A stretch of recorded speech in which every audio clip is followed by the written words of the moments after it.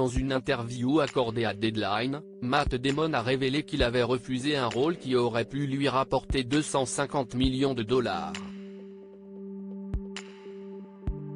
Je n'avais pas le choix, a-t-il déclaré pour expliquer son refus qu'il regrette. Mais pas pour l'argent qu'il n'a pas gagné. En 2009, Avatar, de James Cameron, sortait au cinéma et devenait immédiatement le plus gros succès du box-office mondial.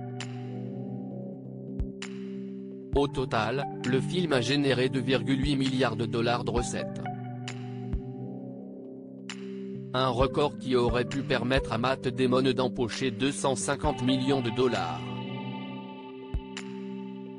En effet, James Cameron lui avait proposé le rôle de Jake Sully, finalement attribué à Sam Worthington, avec un important pourcentage des bénéfices.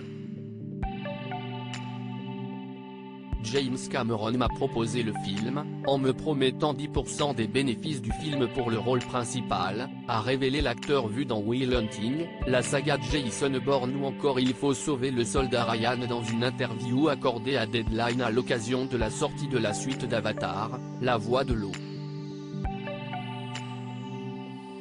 Il m'a dit ensuite que j'allais entrer dans l'histoire et que je ne rencontrerai jamais un acteur qui refuserait autant d'argent. Et pourtant, Matt Damon a refusé. La plus grande tragédie de cette histoire était que je manquais une chance de travailler avec James Cameron. Matt Damon rêvait pourtant de tourner pour James Cameron. Il était en tête de liste des réalisateurs avec qui je voulais travailler. Quand je lui ai parlé, il m'a dit qu'il n'avait fait que 6 films. Et je me souviens avoir été choqué par ça. Je connaissais tous ces films et j'avais l'impression qu'il en avait fait beaucoup plus. Il travaille très rarement. Maintenant, encore 10 ans se seront écoulés avant qu'il n'en fasse un autre, a déclaré l'acteur. Et d'expliquer qu'il avait refusé le rôle parce qu'il était déjà engagé sur La vengeance dans la peau, suite de La mémoire dans la peau et La mort dans la peau. J'aurais dû bousiller les gens qui travaillaient sur The Bourne Ultimatum et je ne pouvais pas le faire pour des questions morales.